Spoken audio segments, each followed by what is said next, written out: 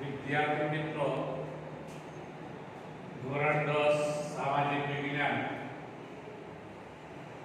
પ્રકરણ 1 ભારતનો વારસો જેની આપણે ચર્ચા કરતા હતા એની અંદર લગભગ મુદ્દાઓની ચર્ચા પૂરી થઈ ગઈ છે।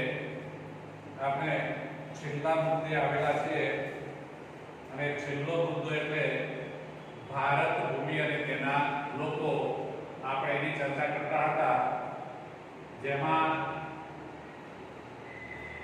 નેગ્રીકોની ચર્ચા કરી, ઓસ્ટ્રેલોઇડની ચર્ચા કરી અને દ્રવિડોની આપણે ચર્ચા કરી। એના પછીનો મુદ્દો છે એટલે અન્ય પ્રજાઓ। તો ભારતમાં આ સિવાય અન્ય બીજી પ્રજાઓ પણ આવી હતી। તો એ અન્ય પ્રજાઓની અંદર આપણે જોઈએ તો મોંગોલોઇડ છે, અલ્પાઇન છે, ડિનારિક છે, આર્મેનોઇડ છે। તો આ બધી પ્રજા એ અન્ય પ્રજાઓની અંદર ગણવામાં આવશે અને એ પ્રજાઓ પણ ભારતની અંદર આવી। આપણે અગાઉ જોઈ ગયા તે પ્રમાણે કે ભારતની સમૃદ્ધિથી અને ભારતની સંસ્કૃતિથી આકર્ષાઈને આ વિદેશી પ્રજાઓ ભારતમાં આવી ભારતની અંદર વ્યાપાર માટે આવી અને સાથે સાથે ભારતની સંસ્કૃતિમાં ભળી ગઈ અને એ રીતે ભારતની સંસ્કૃતિનો વિકાસ થયો। તો આ ભારતીય સંસ્કૃતિના વિકાસમાં આ બધી પ્રજાઓનો પણ અનન્ય ફાળો છે એમ આપણે કહી શકીએ। તો હવે અન્ય પ્રજામાં આપણે પહેલા મોંગોલોઇડની વાત કરીશું। આ પ્રજા ઉત્તર પશ્ચિમ ચીનમાંથી તિબેટમાં થઈને ભારતમાં આવી હતી। તેમને ઉત્તર અસમ, સિક્કિમ, ભૂતાન અને પશ્ચિમ બંગાળ આ વિસ્તારની અંદર એટલે આપણે ભારતના પૂર્વોત્તર રાજ્યો કહીશું અને ત્યાં આ પ્રજાએ વસવાટ કર્યો। સમય જતા તેમનું ભારતીયકરણ થયું। તો ભારતીયકરણ થયું એટલે એ ભારતના નાગરિકો ગણાવા લાગ્યા એમ કહેવાય। એટલે એને ભારતીયકરણ કહેવાશે પણ હકીકતમાં એ વિદેશી પ્રજા છે પણ લાંબા સમયથી ભારતમાં રહેતા હોવાથી એ ભારતીય ગણાવા લાગ્યા એટલે એમનું ભારતીયકરણ થઈ ગયું। આ પ્રજાનો વર્ણ એટલે રંગ પીળો છે, ચહેરો એમનો ચપટો છે,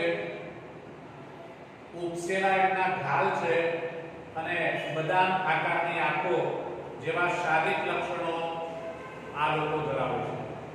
કયા લોકો? મોંગોલોઇડ લોકોના શારીરિક લક્ષણો આ પ્રકારના છે અને કે કોઈ પણ વ્યક્તિ એના શારીરિક લક્ષણો ઉપરથી ઓળખાતી હોય છે। એટલે આ પ્રજા મોટે ભાગે આપણને પૂર્વોત્તર રાજ્યોની અંદર અસમ અને એની આજુબાજુના જે પ્રદેશો છે તેમાં આ પ્રજા જોવા મળે છે, ત્યાં સ્થાયી થયેલી છે। મોંગોલોઇડ લોકો પીળા વર્ણના હતા, તેઓ કિરાત તરીકે ઓળખાતા હતા। તો હવે એમનો વર્ણ, એમનો રંગ પીળો હતો એટલે એમને કિરાત તરીકે ઓળખવામાં આવતા હતા। એટલે કે શબ્દ યાદ રાખવા જેવો છે, મોંગોલોઇડ લોકોને કિરાત તરીકે ઓળખવામાં આવે છે। ત્યાર પછી બીજી ત્રણ પ્રજાઓ એની સાથે જ ભારતમાં આવી હતી, એ છે અલ્પાઇન, ડિનારિક અને આર્મેનોઇડ। તો આ પ્રજાઓ કે જે મધ્ય એશિયામાંથી આવેલી પ્રજા ગણાય છે અને આ ત્રણ જાતિઓ એ એક સમાન ભૌતિક ગુણધર્મો ધરાવે છે। આ ત્રણેય ત્રણની સાથે ચર્ચા એટલા માટે છે કે એ ત્રણેય પ્રજા એક જ જગ્યાએથી એટલે કે મધ્ય એશિયામાંથી ભારતમાં આવેલી છે।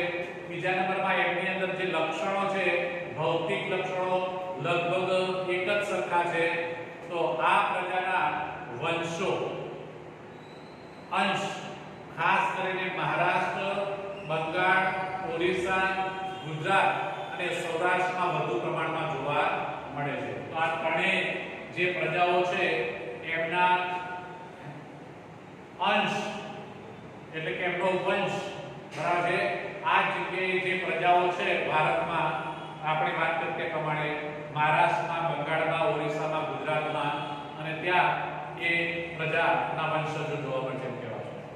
ગુજરાતની અંદર ખાસ કરીને સૌરાષ્ટ્રની અંદર. ત્યાર પછી ની આપણે વાત કરીએ તો આર્ય પ્રજા. આમ તો આપણે આર્યોને ભારતીય મૂળ પ્રજા તરીકે ઓળખીએ છીએ એટલે ભારતની મૂળ પ્રજા આર્ય પ્રજા છે. અહીંયા 5મા નંબરે આર્યોની વાત કરેલી છે કે ભારતની આર્ય સભ્યતાના નિર્માતાઓ આર્ય નોર્ડિક લોકો હતા. તો આર્યોને બીજા શબ્દમાં કહેવાશે નોર્ડિક. તો આર્યોને બીજા શબ્દમાં નોર્ડિક કહેવાશે. ભારતની આર્ય જે સભ્યતા છે, કઈ સભ્યતા છે? આર્ય સભ્યતા એના નિર્માતા એટલે કે આર્ય સભ્યતાનું નિર્માણ કરનારા લોકો નોર્ડિકો છે. અને પ્રાચીન કાળના હિન્દુઓ આર્ય કહેવાતા હતા. આવે શબ્દ તો આપણે ભારતની અંદર હિન્દુ પ્રજા વસે છે. ભારત એ હિન્દુ રાષ્ટ્ર છે એવું આપણે કહીએ છીએ. એટલે આ પ્રાચીન સમયથી જે હિન્દુઓ અહીંયા વસે છે એ આર્યો કહેવાતા હતા. આ આર્યો જે છે એ હિન્દુઓ છે. તેઓની મુખ્ય વસ્તી જે પ્રદેશોમાં હતી તે પ્રદેશને આર્યવર્ત નામ આપવામાં આવ્યું હતું. અને આર્યોની વસ્તી ભારતના જે ભાગમાં એટલે જે પ્રદેશમાં વધારે હતી, મુખ્ય હતી, એ પ્રદેશને આર્યવર્ત કહેવામાં આવે છે. તો પ્રાચીન સમયમાં પ્રથમ આર્ય વિસ્તાર એ વાયવ્ય ભારતમાંથી ગણાતો હતો. તો ભારતનો જે વાયવ્ય ભાગ છે, વાયવ્ય ખૂણો છે, ત્યાં આર્યો વસેલા હતા. આર્ય પ્રજા ત્યાં રહેતી હતી. એટલે પ્રથમ આર્ય વસ્તી જૂના સમયની અંદર આપણે ગણીએ તો સૌથી પહેલા ભારતમાં આર્યોની વસ્તી એ વાયવ્યની અંદર હતી. અને ત્યાં 7 મોટી નદીઓ વહેતી હોવાના કારણે તેમણે તેને સપ્ત સિંધુ નામ આપ્યું. તો જે જગ્યાએ ભારતમાં આર્યો વસતા હતા જે જગ્યા એટલે સપ્ત સિંધુ. સપ્ત એટલે 7, સિંધુ એ નદીનું નામ છે આપણને ખબર છે, પણ અહીંયા સિંધુનો મતલબ નદીઓ. સપ્ત સિંધુ 7 નદીઓનો જે આ પ્રદેશ છે એ પ્રદેશ એટલે સપ્ત સિંધુ કહેવાશે. અને તે ભારતની અંદર વાયવ્યની અંદર કયા ભાગની અંદર? વાયવ્ય ભાગની અંદર આ 7 નદીઓ વહે છે અને ત્યાં લોકો વસે છે. તો ઉત્તર વૈદિક કાળમાં તેઓ વધુ વિકસિત થતા આર્યવર્તનો પૂર્વમાં મિથિલા એટલે આજનું બિહાર. વાયવ્યથી પૂર્વ તરફની વાત કરેલી છે કે તે સમયે પૂર્વમાં મિથિલા શબ્દ વપરાતો હતો જે આજે બિહાર ગણવામાં આવે છે. અને બિહાર સુધી અને દક્ષિણમાં વિંધ્યાચળ સુધી એ વિસ્તરેલો હતો. વિંધ્યાચળ પર્વતમાળા જે દક્ષિણ ભાગની અંદર, જે મધ્ય ભારતની અંદર આપણે કદાચ એને ગણી શકીએ. એટલે બિહારથી વિંધ્યાચળ સુધી અને વાયવ્યથી તો બિહાર સુધી આ જે ભાગ છે એ આર્યો ત્યાં વસતા હતા એમ કહી શકાય. એટલે આર્યાવર્ત કહેવાતો હતો. અન્ય સમકાલીન પ્રજાઓ કરતા તેઓ વધુ વિકસિત હતા. અન્ય સમકાલીન એટલે એમની સાથે બીજી જે પ્રજાઓ વસતી હતી એ પ્રજા સમકાલીન કહેવાશે. એના સમયની પ્રજા એટલે સમકાલીન. પણ એ બધી જે પ્રજાઓ એ સમયની જે હતી એમાં સૌથી વિકસિત જો કોઈ પ્રજા હોય તો એ કઈ પ્રજા કહેવાતી હતી? આર્ય પ્રજા. તો એ સૌથી વધારે વિકસિત આર્યો ગણાતા હતા. તો આર્ય ભરત રાજા કે ભરતપુરના નામ પરથી આ વિશાળ પ્રદેશ ભારત ભૂમિ, ભરતખંડ, ભારતવર્ષ કે ભારત જેવા નામથી ઓળખાવા લાગ્યો.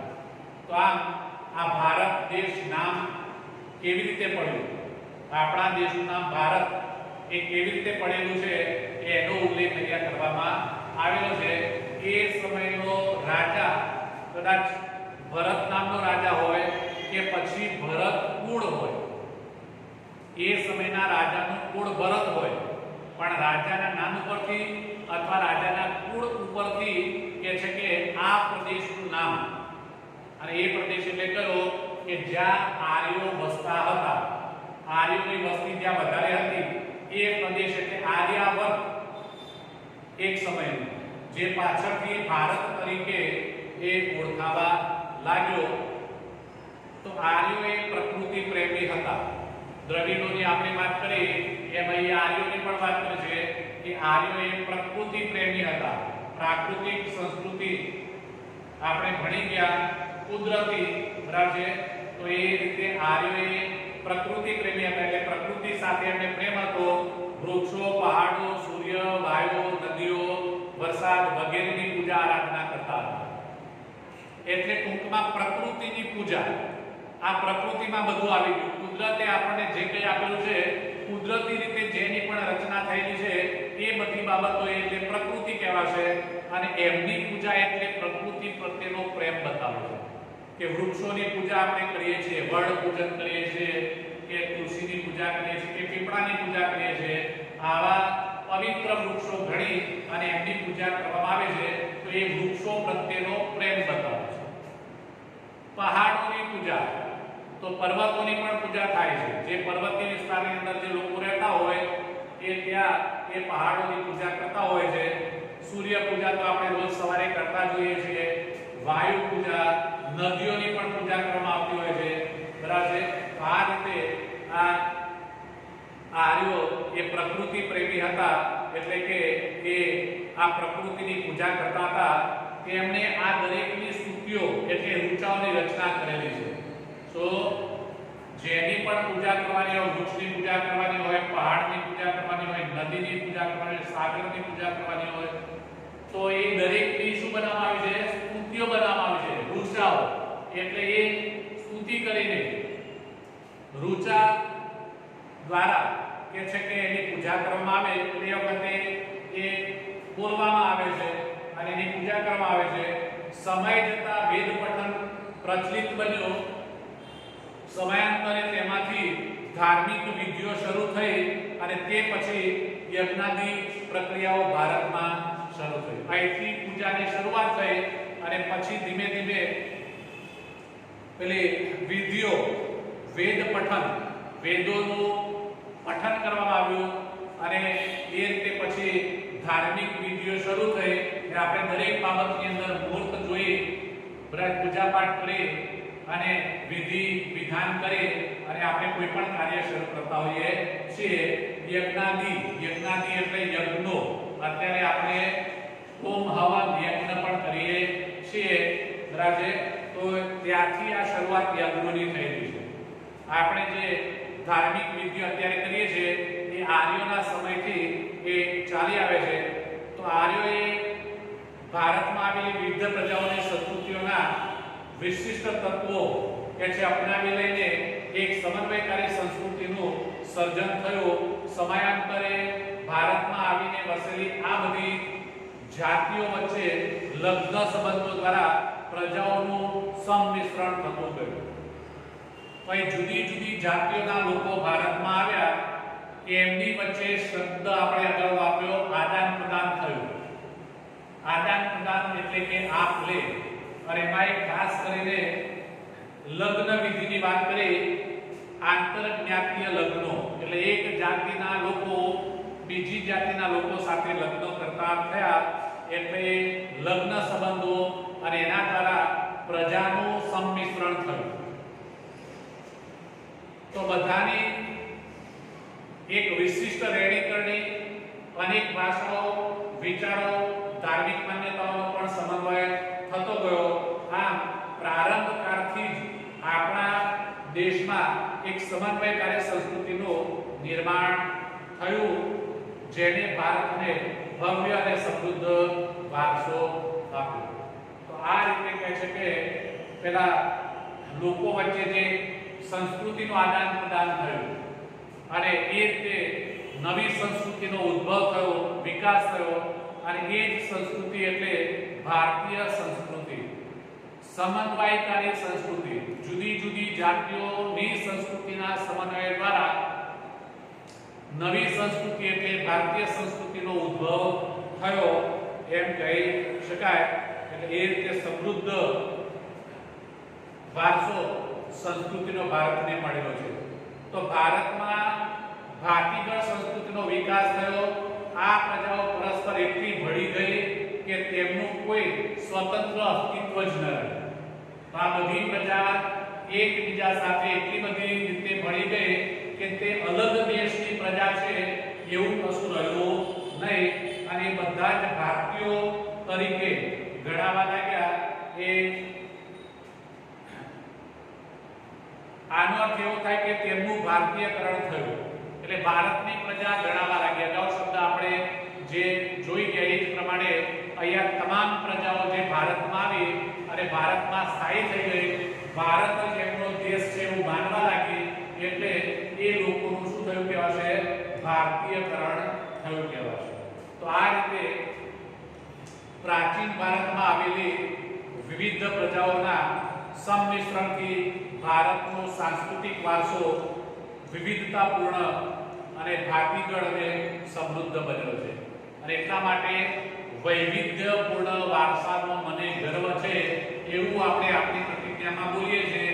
તો આ વૈવિધ્યપૂર્ણ એટલે વિવિધતાથી ભરેલો વારસો. ભારતીય સંસ્કૃતિનો જે વારસો છે એ વિવિધતાથી ભરેલો છે અને એનો ભારતના એક એક નાગરિકને ગર્વ છે. તો આ પ્રકરણનો છેલ્લો મુદ્દો એટલે વારસાનું જતન અને સંરક્ષણ. તો ભારતનો જે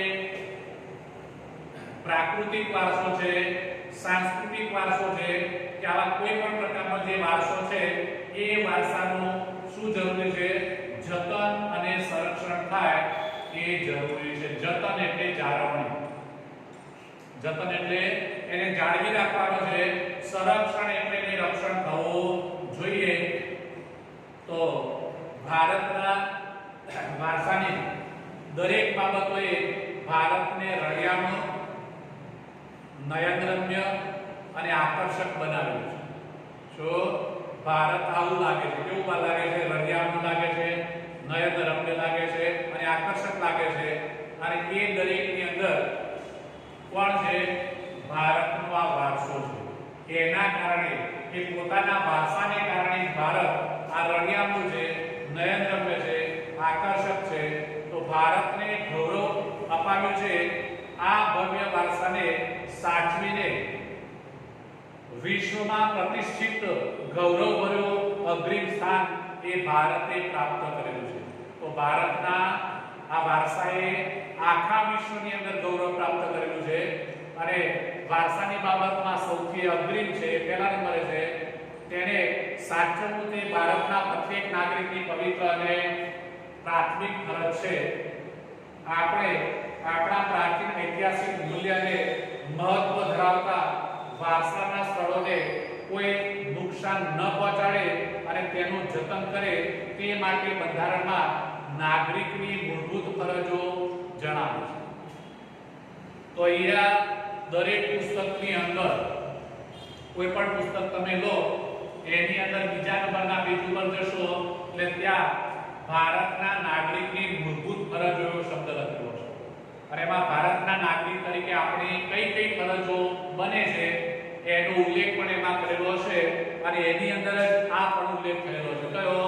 કે ભારતના સાંસ્કૃતિક અને બધા જ પ્રકારના જે વારસાઓ છે એ વારસાનું જતન કરવું, એનું રક્ષણ કરવું એ ભારતના દરેકે દરેક નાગરિકની ફરજ છે.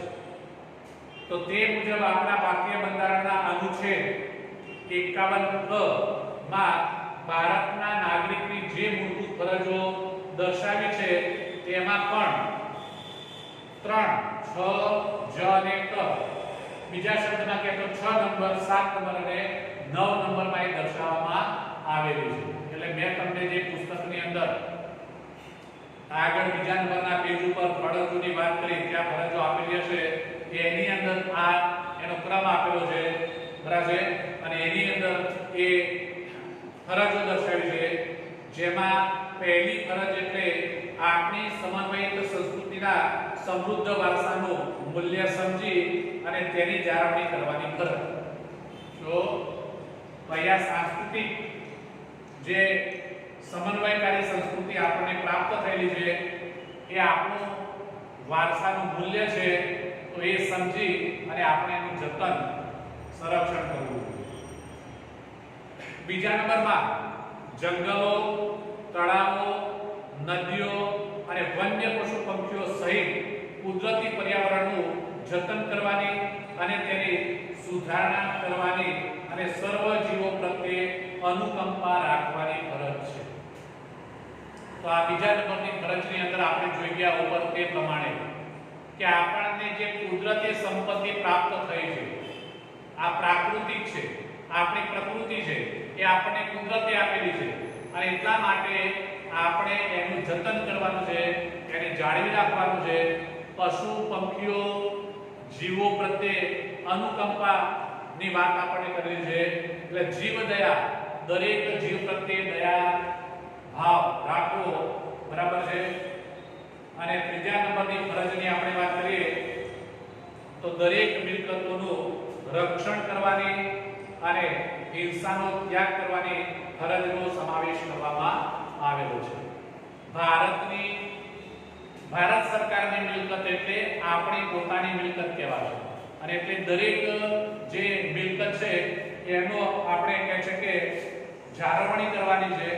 તો આમ પ્રકૃતિ જે રમ્ય ભૂમિ દ્રશ્યો ભારતની ભૂમિ પર સર્જાયેલા છે, તેની સુંદરતા, પવિત્રતા અને શુદ્ધતાને આપણે કહે છે કે સૌ સાથે મળીને એક નૈતિક ફરજ સમજીને જાળવવા જોઈએ.